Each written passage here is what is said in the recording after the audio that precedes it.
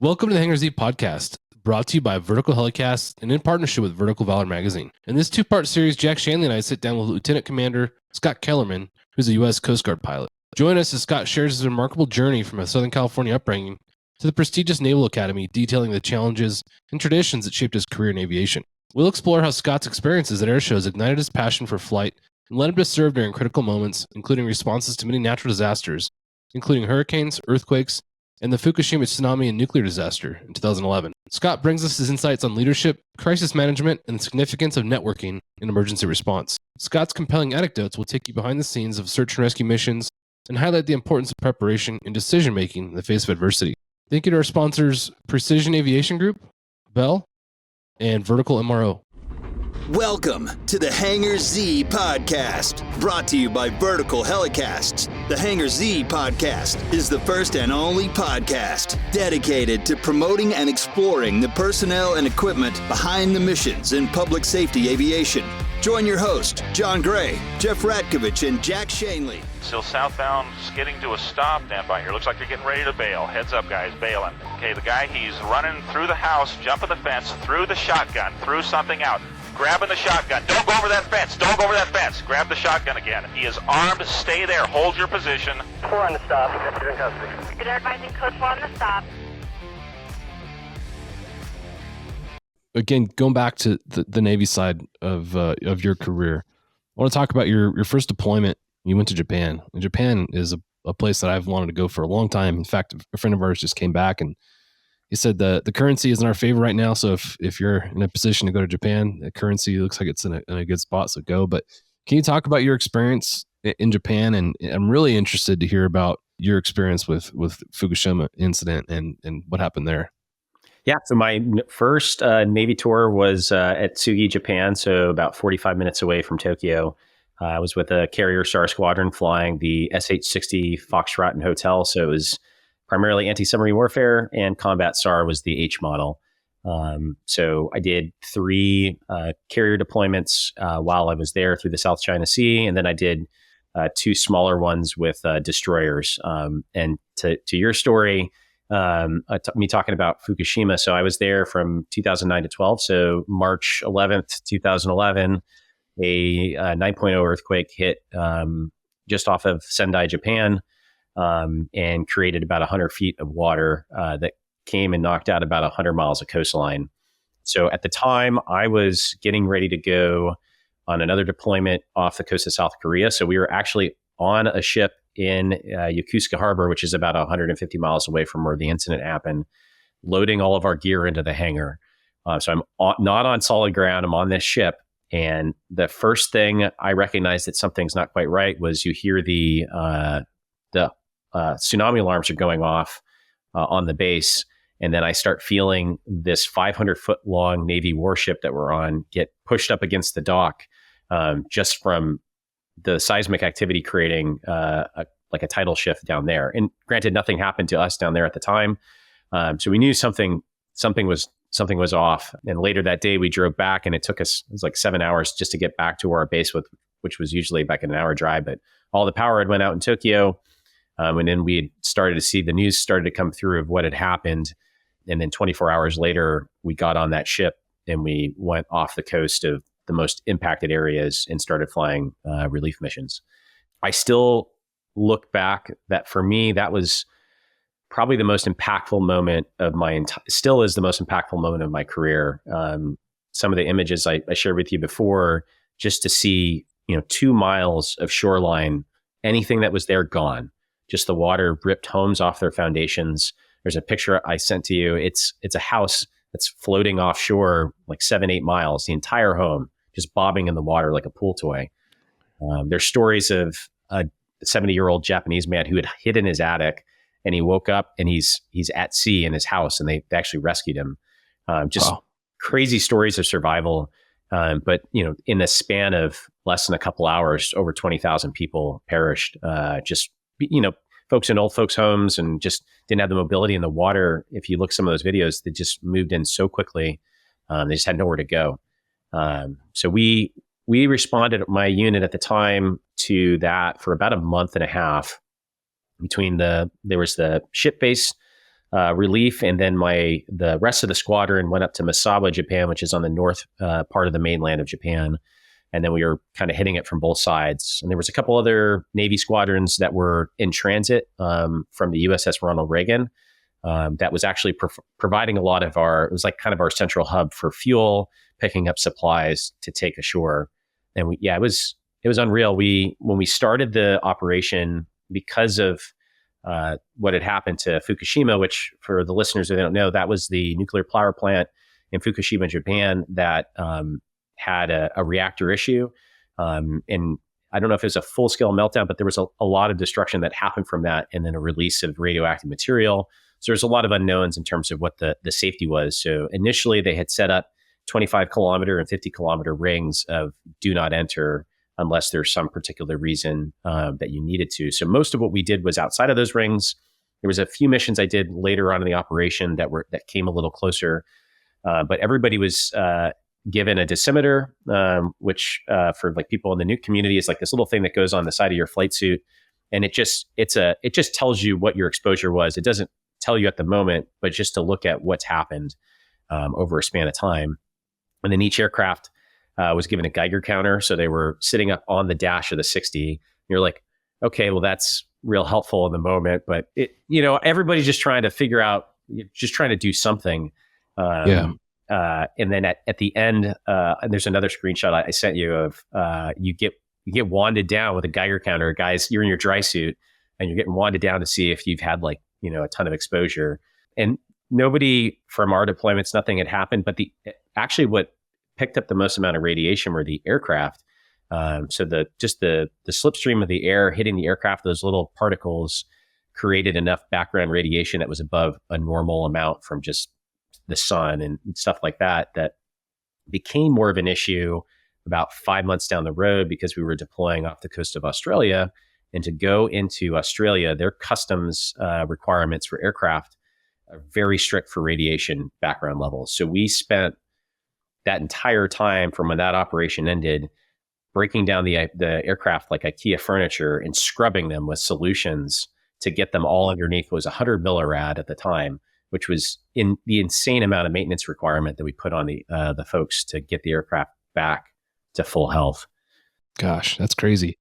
Something that wouldn't even think to consider. The maintenance side alone, I mean, just your maintenance people working on the ships or on the aircraft, they probably had to suit up as well, I would guess, so right? There's so you got pictures of, I've sent you guys of guys in their Tyvek suits, and they've got gloves, and they're doing the procedures that they know just for background radiation. But there was a lot of unknowns of, we haven't really been in, we have this stuff like the nuclear biological, like the stuff you wear on your helmet, but hadn't done a lot with, okay, how do you get rid of this that's on the aircraft just from flying around in that environment? From the relief side, just kind of getting back a little bit, it was a lot of delivering medicine, blankets. It was March. It was cold. It was snowing. I'll never forget, I landed in a elementary school playground, and it's up in kind of a little mountain area village in Japan, and there's nobody there. So we thought, and then you look, and as we've kind of, the dust has settled from the landing, about 50 heads pop up into the windows, and there's a bunch of kids and their teachers. And then we dropped off the supplies and we took off again. Everybody comes running out, but just a ton of heartwarming stories of just seeing people being very doing the best they can in that awful situation of just helping, being extraordinarily orderly and just calm, and a ton of chaos that was going on at the time. Just complete devastation. You recall the casualty numbers, Scott? So it was a little over 20. I want to say it's somewhere between 20 to 30,000 people that died. And that was mostly it wasn't the earthquake, it was the water from the drowning from that. Gosh. Yeah. You think about California and our propensity for earthquakes. They say at some point the San Andreas Fault is going to trigger, and we'll have a massive earthquake. And who knows what the devastation is going to be like and the fallout from that. Yeah. We can find ourselves in a very similar position as far as, folks being cut off, just kind of like what North Carolina is experiencing in some of those communities, So I'm interested, though, to talk about, from a public safety response standpoint, a response to a radiological disaster, whether it's intentional or not. I think that's something that most of us don't consider, at least something I'd never or rarely considered. Can you talk about your experience responding to that and some of the maybe learning points or takeaways you had that might be helpful for folks as they maybe table talk through this? Yeah, I think the big thing is working with whether that's Department of Energy, if it's something kind of stateside. There's a huge risk management piece that chief pilots need to be thinking about before they're sending crews. If there's any question, there's incurred inherent risk that they might not necessarily know. Now, if it's something where the risk is low and they know this kind of they can manage that, but especially in that first 24 to 48 hours, there's a lot of risk that they don't necessarily know until they can kind of get a read on. And there's a lot that's happened since 2011 that NOAA and a lot of space weather type stuff that help to do predictives on that, but it'll at least identify an area that'll be, whether it'll be a temporary flight restriction or something that'll help prevent those people responding to at least know what their limits are for where they should and shouldn't be going. And that sometimes is tough if it is a legitimate, whether that's a ground base or a air base rescue. If there's somebody that there's, the risk outweighs the gain, or there's a situation where you have to make that tough decision, it might be something where you're turning away a case because of that situation. But it's a tough one. And it's not something probably that gets tabletop that often. No, you talked about flying a Tyvek suit. That's something that, if I were to be asked, hey, go get some Tyvek suits, I'd be like, I'll figure it out. But I don't, off the top of my head, know where to get one of those. Can you talk about one, what it was like flying in that and some of the challenges you may have had or maybe didn't have flying in that? And then maybe just some other advice when it comes to, securing or procuring those types of resources. Yeah. So I think there was a lot of learning that happened. And we had never, the Navy in that area hadn't dealt with something like that, really ever, in that sort of disaster response. So there was, we had a lot of Tyvek suits just from a lot of the work that we do for painting of aircraft that met the specifications. And a lot of it was done for just the maintenance on the aircraft. There were a few specific flights where we went into a closer proximity to where the affected area was. That it was an abundance of caution to wear that. But it creates even any of like the standard issue MBCD, like the nuclear biological gear that you normally wear, that is very it's just hot. It's and just creates a lot of fatigue and stress that you just aren't used to. If you've ever, for being in Alaska, if you've ever worn a dry suit before, that's an experience to get used to. Just the bulkiness of it all. So. I think we found out that we didn't really need to wear those in the aircraft. It only happened a couple times. And really the dry suit that we were wearing was plenty of protection for the environment. But there's always inherent risk, and you're trying to, weigh that to whatever that mission gain is. Yeah. Again, that's not something I think most agencies typically think of or prepare for. With all the things that are likely for us to respond to, traditionally, it hasn't been something at the top of my list, like, oh, this is something we're going to have to consider. But given today's geopolitical situation, it's something that should be at least on top of your mind and something you've thought of, like, well, what if, and how do we deal with that? Jack, for you at LAPD, is that something you guys ever kind of trained to or talked about? I was trying to think back about this while Scott was describing that. And we all, long time ago, and I can't remember the time frame, but it was a long time ago, we all had to go through the training for the suits. And then it was discussed, could we fly in this? And of course, the answer is, yeah, you can, but it's not desirable. It's not comfortable. And but it was discussed about what we would do, how we would do it, and if we would do it at all. And I can't remember all the discussions about that, but the entire department went through the training of the suits and the masks and everything.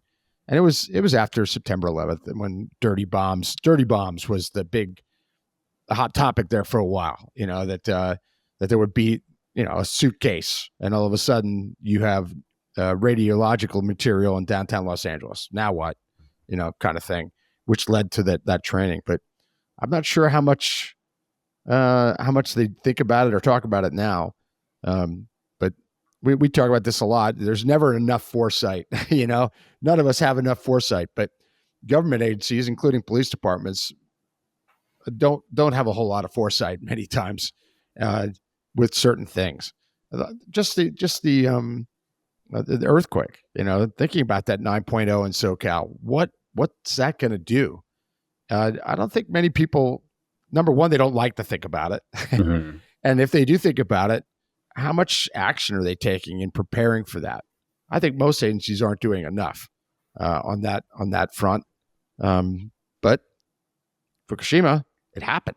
It wasn't just, well, what if? No, it happened. Could it happen on the other side of the Pacific? The answer is yes. Yeah, yes. What's is in Southern California, is it San Onofre? There's the nuclear plant that's off the highway. Yeah, it's decommissioned. It's San Onofre, but I would imagine there's still nuclear material in there, that could present a problem. I bet there is. Given an issue, Yeah. There's so many, what if scenarios, but even if it's just a brief conversation on, what are some considerations that we should take into account for something like that. So I think it's important. To your point, Jack, on the earthquakes, one of the things that we discussed in my unit, and we never followed through, unfortunately, to make it happen, but it was something we discussed, and I think it's a good thing to pursue, is if you do have the 9.0, there's going to be a whole host of important officials within your city and personnel within your police department, and of course your aviation unit. It's important to come up with some predetermined LZs, places you think will be safe for you to go and ask these people to respond to in advance, so you're not trying to figure it out. Like, oh, what's so and so's address and what's a good place for us to go and pick it up. It's better if you have a kind of a predetermined idea of where these people live and where they maybe should go, and that might get thrown out the window depending on the damage that is it becomes as a result of the earthquake. But at least you've thought through that, So if you're passionate about rotorcraft maintenance, then be sure to check out Vertical's new Instagram channel at vertical.mro, sharing all things related to helicopter maintenance, repair, and overhaul, from the latest podcast episodes to conference updates, and even epic photography. Vertical MRO is dedicated to supporting and advancing rotorcraft maintenance, the backbone of our industry. I'll give you an example, a good example that I experienced where LAPD was very late to the game with night vision. Very late to the game. They have it now, and but they were late to the game, and I fought for that for a long time. And the example I would constantly use is, hey, 9.0 earthquake, and the grid is down from the Mexican border to Fresno, and it's a new moon. Guess what? You're not flying at night. No, you're not. You need goggles or you're not flying. And guess who's going to be, that phone's going to be ringing off the hook. We need you. We need you. We need you. And you're going to have to say, sorry, we can't launch. Why can't you launch? Because we can't see. We have no night vision. And, we'd had captains that would go, oh, yeah, nothing would happen. And it drove me crazy because that was a very realistic possibility that's going to happen. Oh, it's going to happen. And now they have night vision. So now they'll be able to at least respond and pull pitch. But for years, they just ignored that. The foresight was zero on the part of people who were making the decisions to whether or not to get them and train. Yes, it's expensive. I get all that. Yes, it's a lot of training. I get that. But what if tomorrow the 9.0 hits and it's a new moon? We're not flying, period. So, people have to think these things through. Yeah. Yeah. Great point on that. We started talking about risk versus reward and some of these things. I think, Scott, you brought it up as it pertains to flying into some unknown areas. You've been a part of some close calls, and I think some of those close calls you talked about the risk reward on going on a few of these. Can you talk about a couple of those scenarios and some of the lessons learned as a result of that? The ones that I think stand out in my mind from my career were, a lot of it was weather driven, and what I refer to as SAR support. So I was getting to a place so I could then do the rescue. The one that I had mentioned, we had talked about before, was a woman with had gone into early labor up near St. Lawrence Island in Alaska, which from where I was based in Kodiak was almost 1,000 miles away. So in Alaska, the Air Force does a lot of the inland search and rescue, but anything that's coastal maritime across the state, it's an unusual setup. There's not a lot of public safety out there. It's us. It's the Coast Guard Aviation. We got the call. that commercial services couldn't do the pickup of this patient, so that we were going to launch. We launched at about 10 o'clock at night. The weather was close to 0, taking off out of Kodiak, and then we have our own prescribed low visibility routes that have been terped for the area, and then our actual navigation performance with our GPS will allow us with radar that we can fly at about 200 to 300 feet, and it's sometimes going between a fjord, and you don't have visual sight of anything, but you're locked on with your systems and you trust that everything's working. So it was that sort of night, dark and stormy, and it's below freezing. So you're in that icing conditions, and the good news in that maritime environment over saltwater at about 300 feet with all of our systems on in the 60, you're not really super concerned about the icing at that level. So it was a pretty, unnerving departure getting out of Kodiak, but it was 8 hours worth of transit from start to finish where this story finishes. And the punchline of it all is that at the end of that 8 hours, we ended up not doing that case. It's really just a story of getting from point A to point B. Once we got past Kodiak Island and then we were making our way to on Alaska, there's a long peninsula that goes to the Aleutian Islands. At some point, when you're going on a case north in the state, you have to make it across the Alaska Peninsula. So we train, part of your syllabus when the first year you're there is finding a peninsula that you can cross. And there's about 4 prescribed paths that you can take. And we did find the one that we took, but what added a little more stress to this at the time was that we had a kind of a sticky anti-ice valve in our aircraft. So there's a certain temperature range where this bellow was not quite cooperating. So we weren't 100% when we were in our transit to start this peninsula crossing, where we knew it was snowing and it was icing conditions, that we had 100% of our de-icing and anti-icing equipment working in the aircraft. So that just heightened level of stress. And with the projected winds that we had to get to our next fuel stop, we knew we had to do another fuel stop en route to Bethel, Alaska, which was Port Huyden. One of the strangest, when we made it across the peninsula and landed, it was like landing in frozen mush, and then taxiing, just making a gigantic mess all over the aircraft when we taxied in.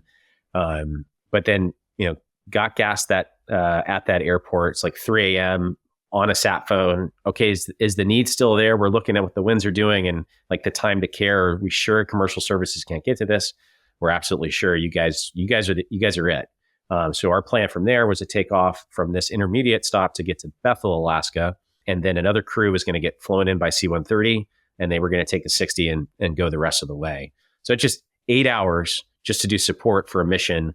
It's like a Saving Private Ryan kind of mission, just to get to the next person or the next leg for another 8 hours of flying. And it was that leg when we took off at a Port Huyden to Bethel. We had about between a 60 to 80 knot headwind as we made our run. Before I made this river run, like icy river up to Bethel, I'm looking at the fuel calcs and I'm not quite sure that I can make it to my spot, even with the fuel in the 60.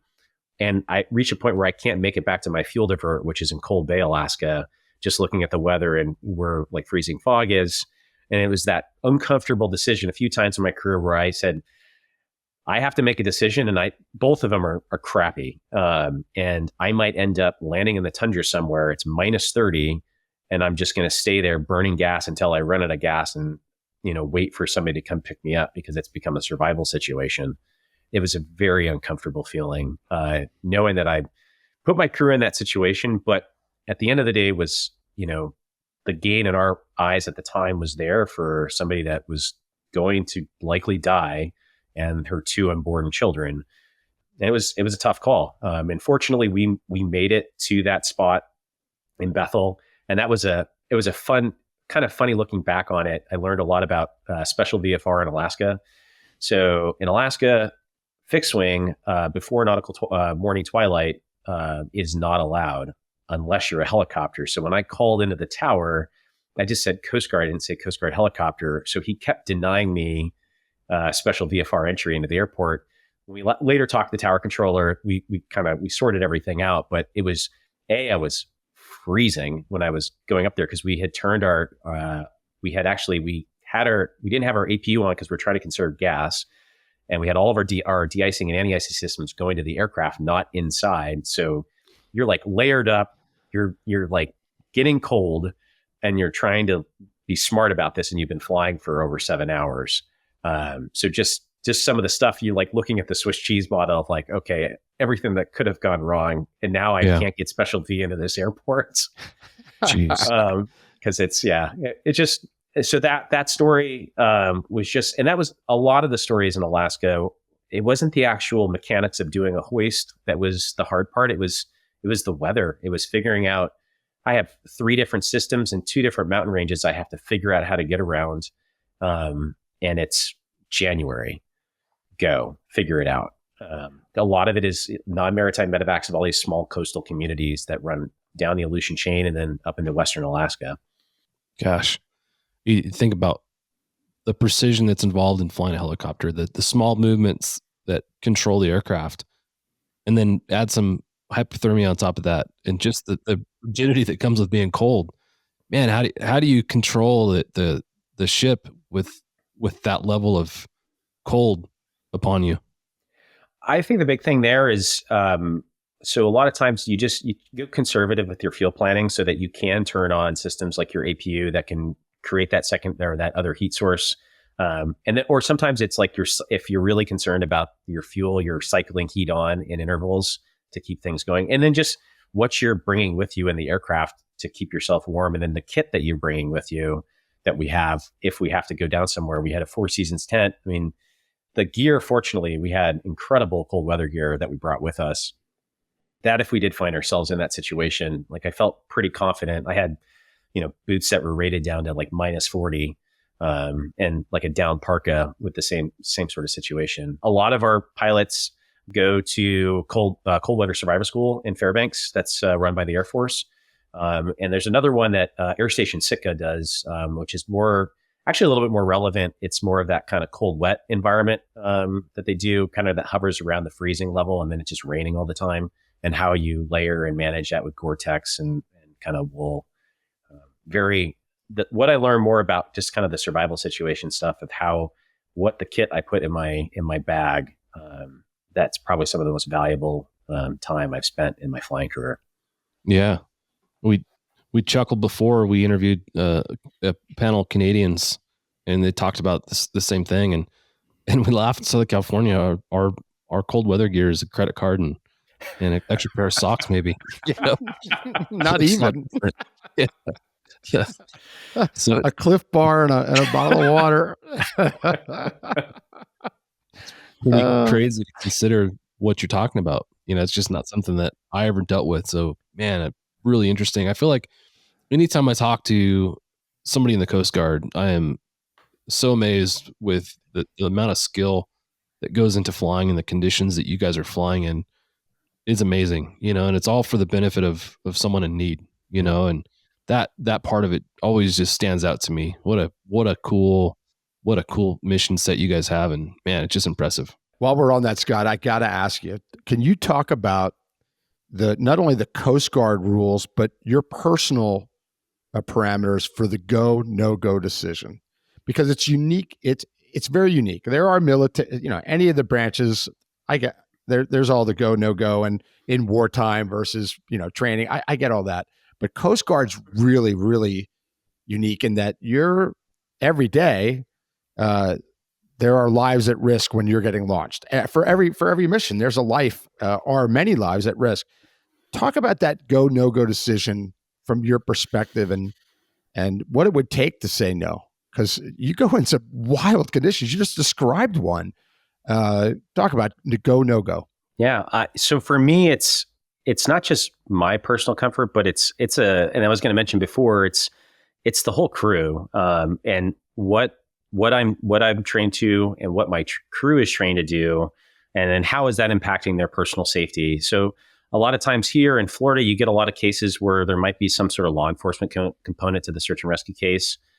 Anytime where I'm concerned about the personal safety of my rescue swimmer isn't armed, and he's not in a role where he's going to be a law enforcement officer to subdue someone. So if there's any sort of risk where I'm concerned about the safety of my crew members that are going to prosecute that SAR case, that's an easy one for me. And especially in my role right now, I take the SAR calls, and I'm the first phone call that comes in, and I evaluate that risk before I authorize a crew to go fly.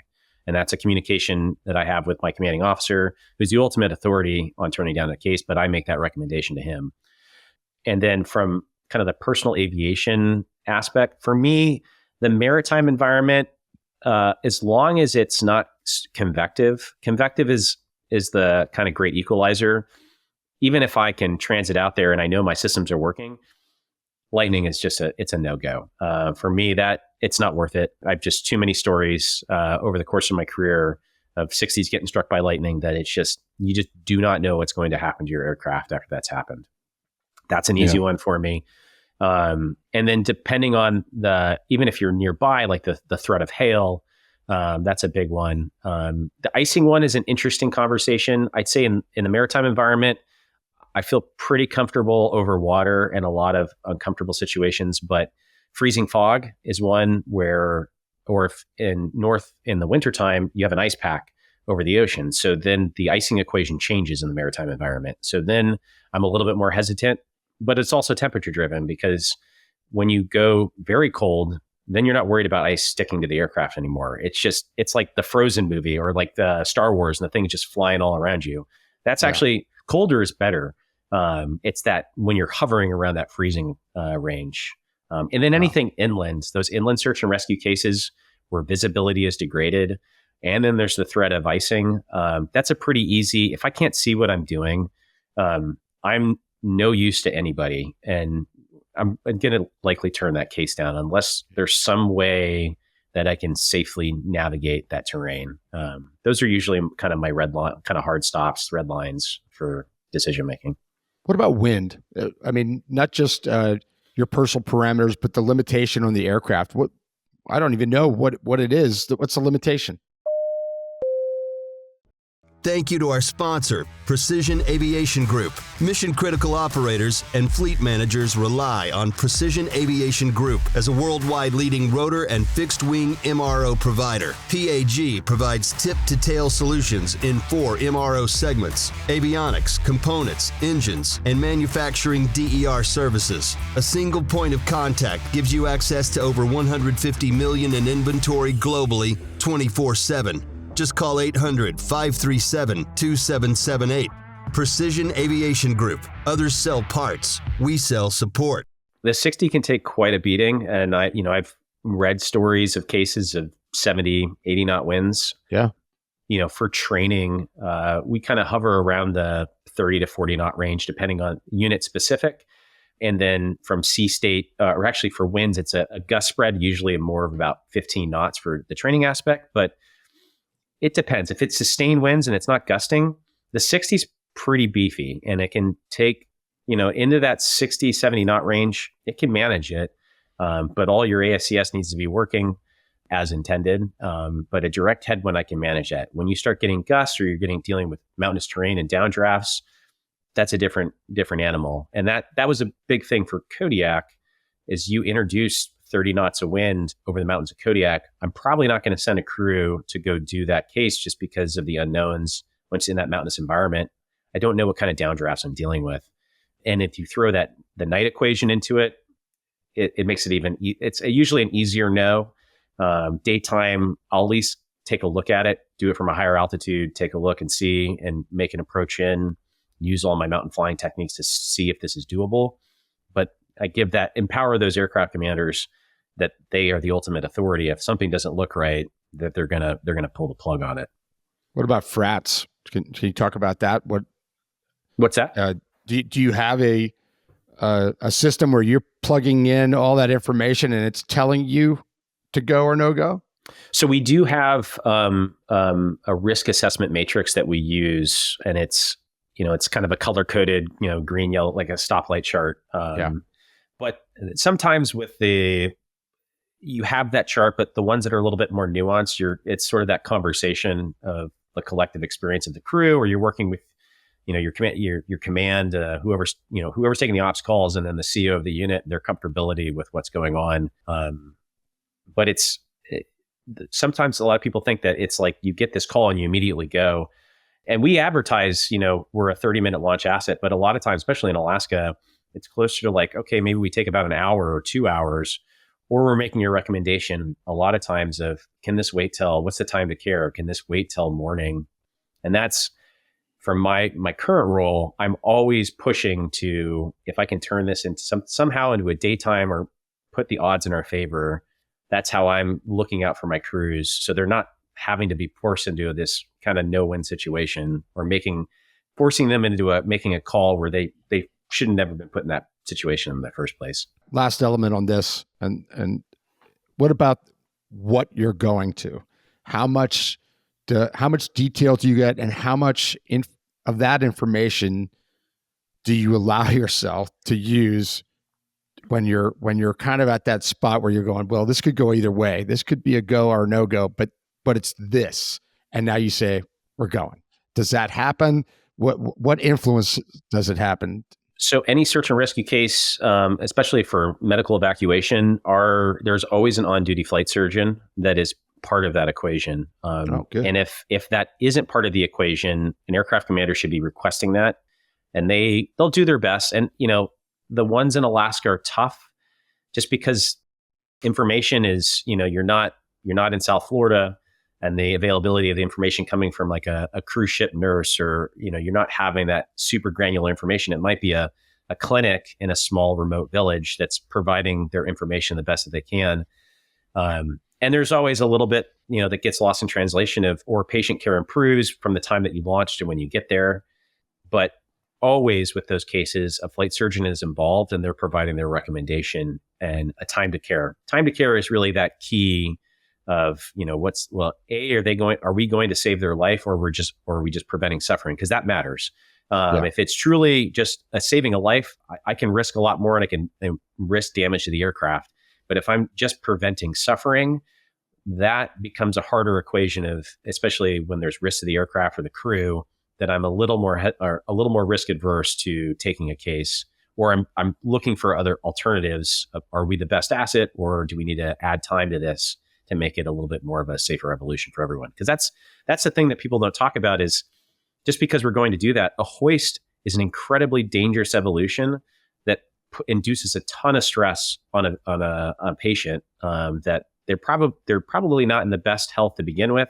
Whatever got them into that situation, throwing hurricane force winds down from a 60, pulling them off of a boat, isn't, every time I've done a hoist and somebody's been in bad shape, just to look at their vitals from the time they get on that 60 to where we get them to higher level care, they're in a rough spot. Their vitals go all over the place. We're not advanced like local or HEMS. We're not pushing the medicine. We're not doing a lot of we're purely transport. So that's something we stress to a lot of, whether it's a cruise ship medevac or to non-maritime medevacs. The level of first aid care is really patient monitoring and like IV management. Anything that's pushing meds, that's got to come from either somebody that's from that clinic, or like a nurse attendee that's coming from a cruise ship.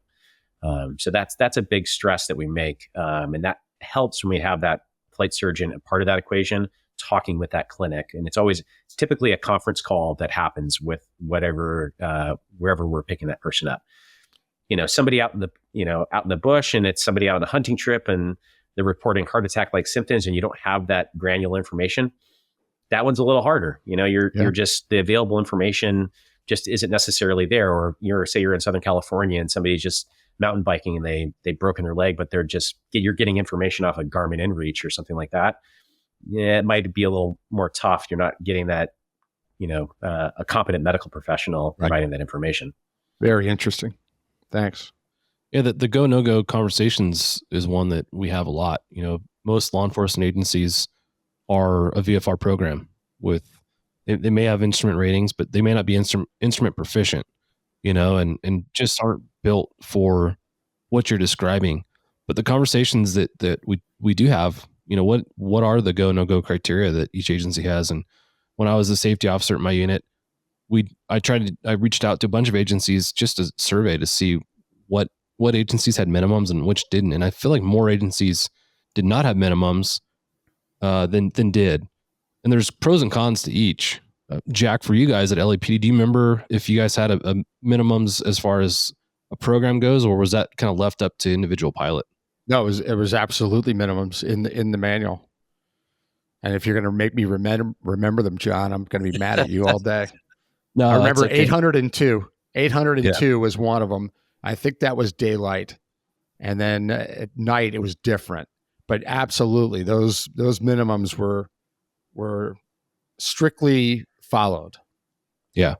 To the best that you could know. I mean, we didn't have a official weather station at the time. I think they have one now, a more official better weather station. But we knew from buildings in downtown, you knew that was 800 feet. You know, from looking at certain buildings and the visibility. We knew distances to like county hospital or something that you could look at from the tower. But yeah, we had strict minimums. And to clarify, John, we do really from a launch perspective for SAR, we have operational and non-operational launch requirements, and it's very low.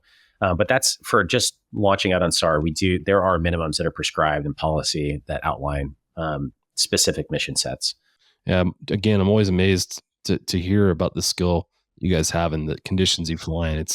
It's amazing. So I believe there was a second incident that you had outlined talking about a scenario where you maybe weren't going to come back. Is that something you can talk about? The deployments we do in Alaska, we do 3 spots. So we deploy to Cordova, Alaska, which is like your classic beautiful mountains, what you'd see in the Pacific Northwest. The spot this story starts out at is Kotzebue, Alaska, so up in the Arctic. So it was my first deployment. I just checked into Kodiak in 2020. So it was fall, October timeframe. A similar type case to the last one. It was a toddler that was having a medical emergency down in Bethel. So we're up to the north, and now we got to go south. Not quite as far of a transit, but it's probably about a 4.5 hour flight to get down there from straight line. With the way the weather was, this was close to November. We had to go kind of a long way around, so we were hitting at least one fuel stop.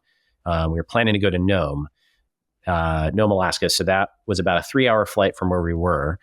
And that stretch of the flight is some of the nastiest weather in the state. It was made famous. I don't remember Sarah Palin. I can see Russia from my backyard. So it's right next to where this happened. Was really close to there. It was near the Diomedes. So it's 2 little islands in between the narrowest point between Russia and Alaska. There's 2 little islands. The small one is Little Diomede. That's the U.S. And then Big Diomede. That's Russia. There's a couple of border guards. And the folklore is that on the 4th of July, people, fire weapons off over to Russia on that day. But there's a lot of history about that area, kind of some sad history of people getting displaced in kind of the mid 20th century. But back to the story. So pretty nasty weather. We're doing a coastal run just along the beach. And as you round the last 75 miles of the flight, getting into Nome, there's high, very sheer cliffs right off the left-hand side of the aircraft. So I had programmed our flight director system that if we had gone into the goo, that we were going to do a 90-degree turn away and then head offshore. And I kept updating that direction that turn was going to happen as we were adjusting with the shoreline. So as it would happen, we punched in, went double IMC, so in the clouds at 200 feet, and we hit the kind of go around button, and the aircraft, instead of turning right, decides to turn left. So sometimes if it's for whatever reason, the aircraft sometimes will make the decision. It's just an anomaly that it'll turn the opposite direction of what you think the closer direction to turn is. So I was not the flying pilot, but I came in the controls when the aircraft started to turn, and like as I'm making that turn away, I'm seeing terrain in the left side of the aircraft, sheer face cliff. So I don't know how close we did come to that terrain, but it was, seconds to live sort of situation where we're just trying to maintain visual contact with, the surface of the water and the shoreline, making this run in, horrible, snowy conditions. We're getting ice detected as we're going throughout this. And then the aircraft tries to turn itself into a mountain. So it's definitely, we got offshore, reset, and talked as a crew. And we made the decision to turn around. Just it rattled everybody's cage enough that it was enough. So it was a quiet 1.5 hour flight back to get back up to where we were. Another crew did go. We were the A crew. There was A and B crew. The B crew didn't end up launching during the day. They did the case, but it was eye opening how quickly that went from everybody's just chatting about going in route, just as we often do, transiting to go to a SAR case, and you're just talking, and all of a sudden the aircraft, you don't like the situation, and then oh my gosh, like I almost flew into a mountain. And this is a incredibly trained crew, thousands of hours between everybody. And it goes back to just the automation management, and you're using those systems to help reduce the pilot workload, but also a lot of that is just managing the systems when they do go awry to be on them before they create a problem for you. Like flying into terrain. Jeez. Yeah. Jeez. Wild. Yeah, that's insane. Again, I'm just floored by what you guys do and the scenarios that you guys overcome. It's amazing to consider. And so thank you for sharing those with us. I like talking about those because I feel like people can relate to that and take the lessons learned. So maybe it doesn't have to be learned again, and averts something from happening in the future. So thank you for sharing that. I want to jump forward to talking about some of the photography work that you've done. Again, we talked about it a little bit, how you got into it as a kid, but you went from being a kid with a camera to being a contributor to the world's largest helicopter publication, the world's best helicopter publication. Might be a little biased, but I think it's true. No, I think so too. It's true. Bell is proud to sponsor Vertical Helicasts and their vision to hold meaningful mission, safety, and best practice conversations in the helicopter industry. The lessons learned from these conversations will undoubtedly shape the future of both new and veteran helicopter operators. My history of photography, early on, I have that picture as a kid with a Fisher-Price camera, and I was always interested in photography. My dad had a Konica Minolta just film camera. Tech stuff was always interesting to me, and I just kind of gravitated to that sort of stuff. And when I moved to Japan, I knew I wanted to get myself my first serious camera. So I bought my first mirrorless. It was a Sony. I'm a Canon guy now. Actually, I don't know if it's in the background over there. Yeah. But I was a Sony guy to start and loved it. And I started my first, like what you would see from the stuff that I put out now, like cruise video I did with my first squadron. I actually sent that video to Vertical, and Alon Head, she responded. And just a nice email back. Thank you for submitting this stuff to me. But I'll never forget that name. And then all these years later, when we did the Kodiak story back in 2023, it was her that did the write-up on it. So just kind of full circle moment. She's great. Yeah.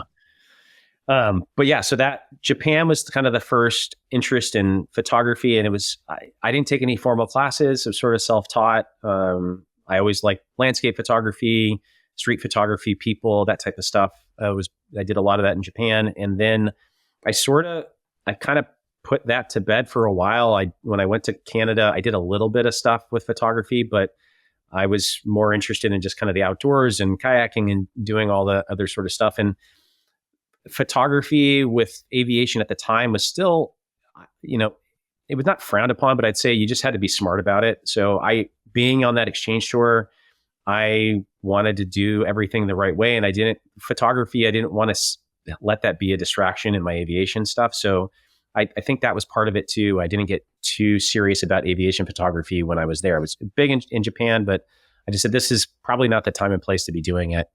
When I got stationed to Kodiak, my wife wanted to replace her camera. And I said, okay, if there's ever a time that I'm going to buy another serious camera, it's to take pictures of Kodiak brown bears and eagles. This is the place to do it. So I check it in my unit, and my executive officer at the time said, you're going to be the public affairs officer. And I didn't want to be the public affairs officer.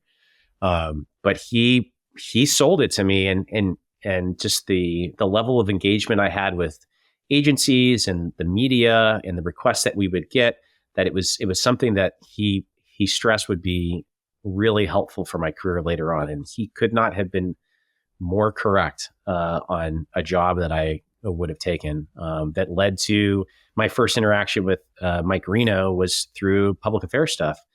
I had done a trip as just a public affairs officer. We flew up to Resolute Nunavut up in Canada to our commandant, and then the head of the Canadian Coast Guard came up. And on, I think it was like one of the Flag Day posts that I put out, I had a picture of my wife's Canadian. I put a Canadian flag coming out of the C-130, and I posted that picture. And then Mike just messaged our page and struck up a conversation about wanting to do something with Kodiak. And then everything came out, and kind of the common people that we knew just from my time doing my exchange tour, people he had worked on with photography shoots. And that's sort of how the whole vertical relationship began, was just because of that random photo I posted up in Canada. Yeah. It holds such an important role in our industry. We again go back to recruitment and retention. Anybody who's looking at a picture of a helicopter doing the stuff you do is enamored with it, including myself. And so I think it holds an important piece when it comes to encouraging and motivating young folks that see these photos to pursue this industry. So it really is an important part, and not even to bring in the personal side of how rewarding it is for you to capture that. I think any pilot, anybody in aviation, if you look at their phone, their photo roll, there's about 1 million pictures of helicopters and the things that we do, but you've taken that to an extreme level and are doing really good things. I want to talk about your work with Seminole County and Steve Ferris. Man, talk about an impressive agency with what they have, what they're doing. He's a great leader and done some great things. Can you talk about your experience there and what some of that work looked like and where people could see that? Vertical reached out early this year and asked if I was interested in working with Seminole County, and it was an easy yes. It was close by, which was awesome. And just I had a chance to meet Steve Ferris at HAI before I worked with them for the shoot, and just great conversation talking with him and what he's been doing for decades with that agency. And I just actually listened to you guys' podcast with him, and just what can happen when you have that continuity of leadership at a unit, how you can foster such an amazing kind of culture. But it was super evident just talking with them early on that where I was going to work with them was just talk about a place with amazing culture. But it was great.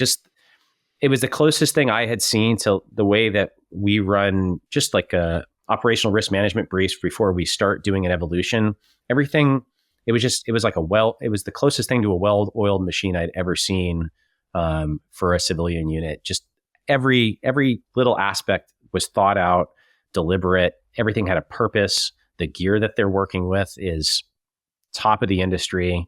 Or if it can't be, it makes sense for what they're doing. Everything, the resource allocation was incredible. For the tools that they're using, just the presentation of the unit and the professional pride of just the photography that's all over the inside of their spaces. Everything is like immaculate. Like you could eat off the floors of those hangars. Yeah, it was an incredible experience working with them, and they, I think, just building the relationship with Steve early on. He gave me a ton of latitude to do pretty much whatever I needed to do, put myself standing underneath the helicopter. They hoisted me up just to get interesting, creative shots. He let me do a bunch of drone work. I got to exercise my Part 107, which was super cool, which for a lot of people can make, myself included, make helicopter pilots uncomfortable. You're going to use a drone and fly around me while I'm doing that. But we worked out some good comms plans and just try to figure out what makes sense so we can get these shots safely and effectively. It was an awesome experience. And just I got to go, what you didn't see, some of that was, a lot of it was the daytime hoisting, but I got to go on some night patrols and just talking with the crews and just what they're experiencing and just the flavor calls and how they compare to what we deal with. That was really neat. It's a good experience. Yeah, I love that interview with him and hearing him talk, and also not only him, but the crews that I met at APSCON in the past are super professional, and just, you can tell that unit exudes professionalism and all the things you just said. So as we, went through the conversation, I was like, man, this is an impressive program. And with every episode that we record, we like to do some sort of a promotion on social media to promote the episodes and the good work that unit's doing. So I'm thinking through how this is going to look. And a lot of times I'll ask people like, hey, can you send me some photos and videos, and we'll put something together that shows the work that you've done. But I'm like, man, I'm recreating the wheel here. There's an expert who's already done that. His name's Scott Kellerman. I need to reach out and ask Scott, hey, can I use the stuff you already did? Because there's no way I'm going to get anywhere close to what you provided. That was amazing content. So thank you for collaborating with us, for allowing us to use your content there. For folks that haven't seen the content in Vertical, highly recommend you go to verticalmag.com. Look at the work that Scott's done with Seminole County. It's amazing. The cover shot was really cool. So well done there, sir. Thank you. Very good, Scott. Really great. The last thing I'd like to touch on before we close out is going back to you. You've got a lot of experience. You were in the Navy, Coast Guard, a high drive person from an early onset, which I think a lot of folks in aviation are high drive. They identify something they want to do and they figure out a path to make that happen. What advice can you give to folks who are listening? Maybe it's a teenage kid and is like, this is what I want to do, and I'm trying to figure out the right path to make that happen. What advice do you have for those that want to pursue a career in aviation, public safety aviation, or the Coast Guard?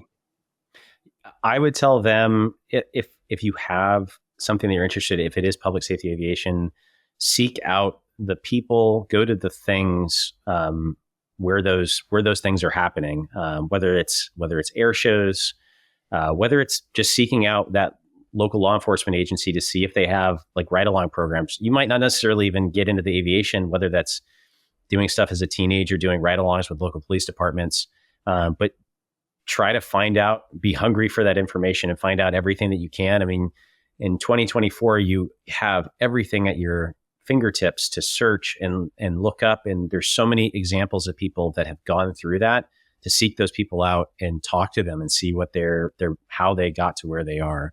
And hopefully that'll make your process a smoother one.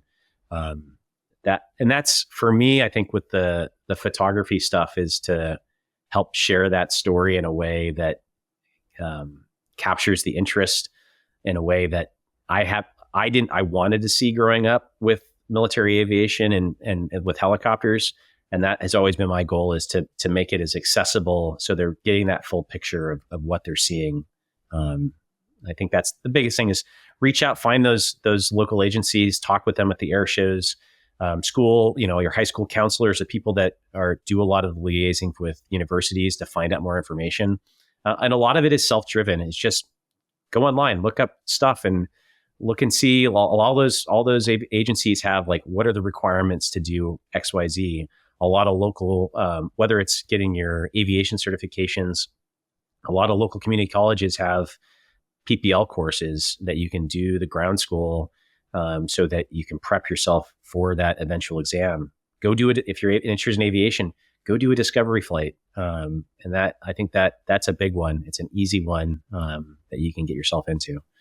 Yeah, all that is huge. Just immersing yourself, like you said, in the thing that it is you want to do.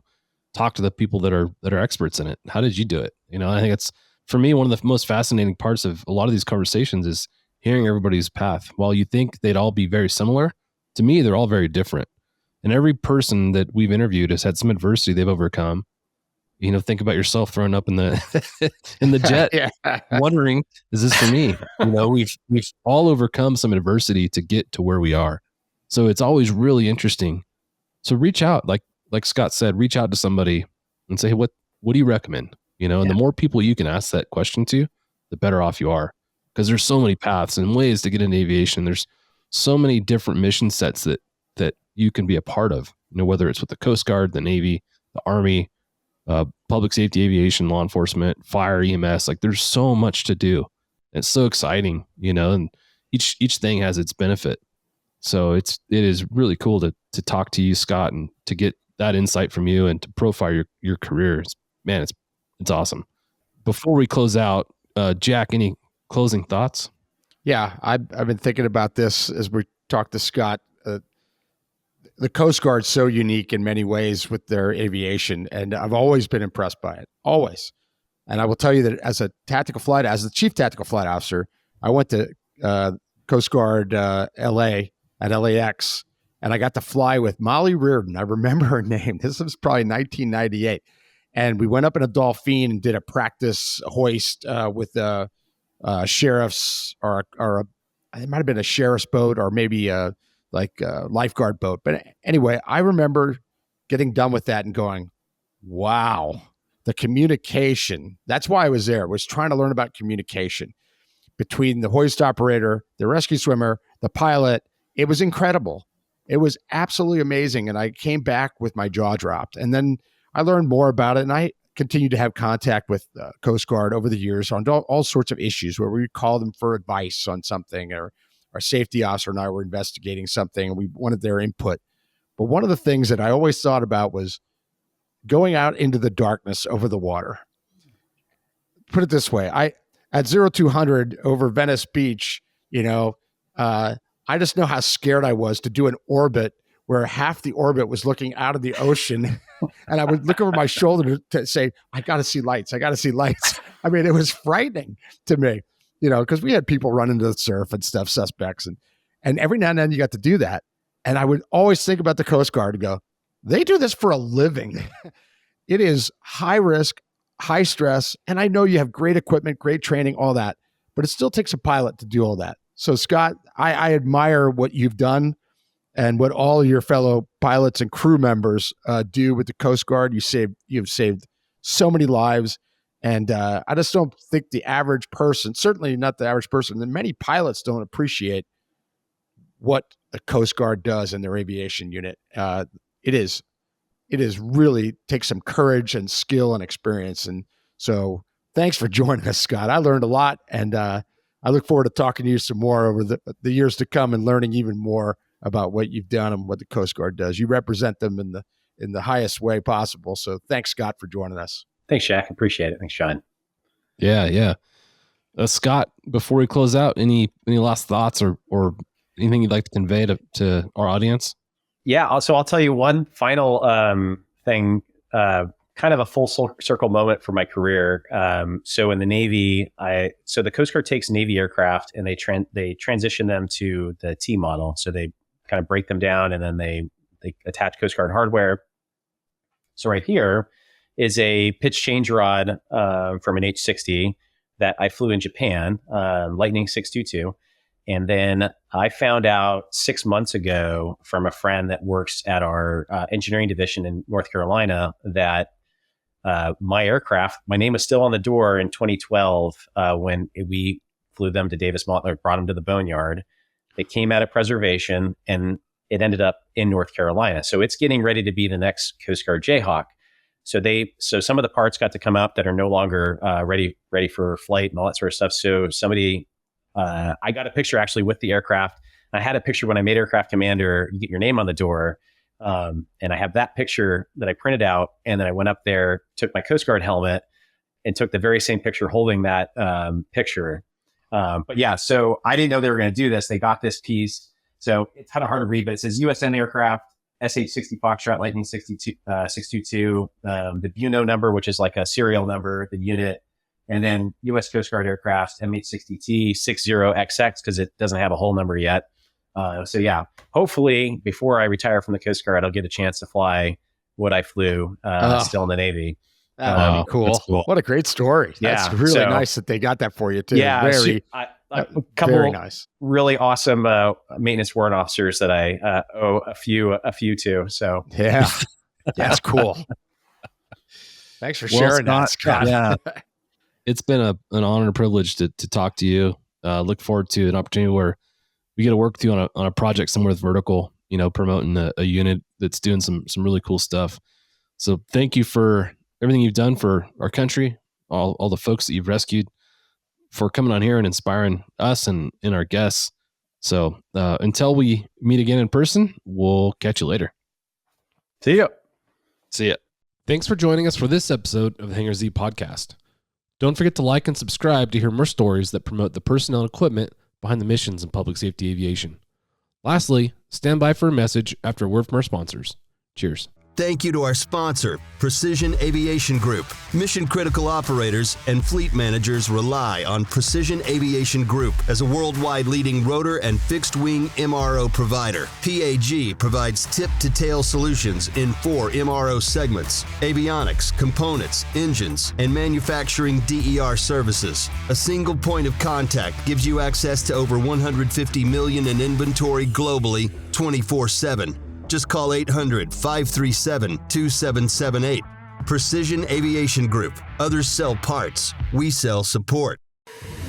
If you're passionate about rotorcraft maintenance, then be sure to check out Vertical's new Instagram channel, @vertical.mro, sharing all things related to helicopter maintenance, repair, and overhaul. From the latest podcast episodes to conference updates, and even epic photography, Vertical MRO is dedicated to supporting and advancing rotorcraft maintenance, the backbone of our industry.